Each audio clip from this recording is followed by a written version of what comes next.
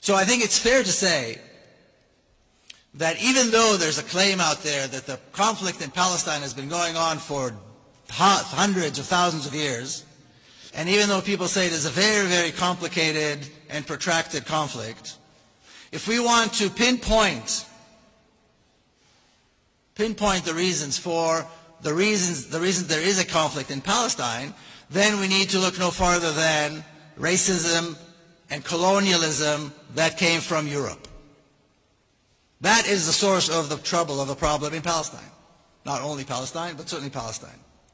And I'm sure that many of you, if not all, have heard of the Balfour Declaration. Now, growing up as an Israeli, you would think that the Balfour Declaration is one of the 10 Commandments. That it came down the mountain with Moses, and that Balfour was some kind of a prophet or a saint. Every city, almost every city in Israel, has a Balfour Street or a Balfour Plaza. And growing up, you think that Balfour was, at least a prophet, maybe a king, a Jewish king. And what is the Balfour Declaration? Lord Balfour, who was the Foreign Secretary of Great Britain, promising a Jewish millionaire by the name of Rothschild, Palestine for the Jewish people. In other words, one white European racist offering another white European racist the country that belongs to somebody else. Neither one of them had anything to do with Palestine.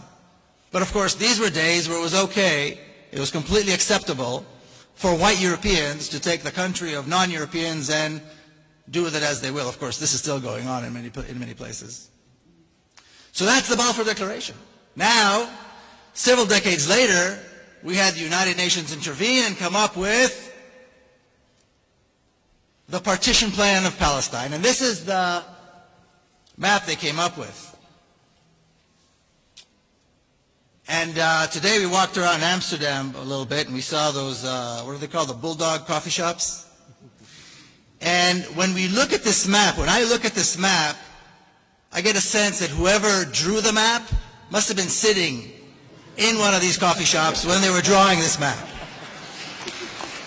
First of all, when you look at the map, it's absurd.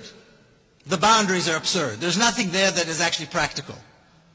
But that's just one aspect of the madness.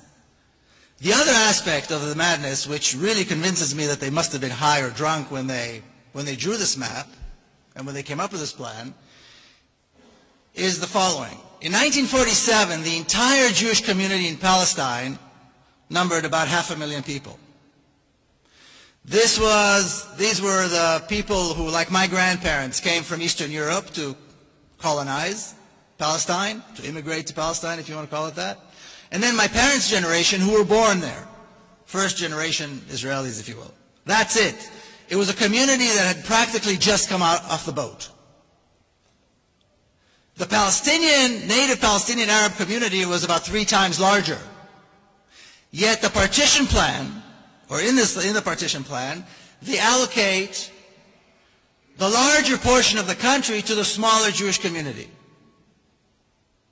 And the local Palestinian native community was supposed to be satisfied with a smaller portion of the land.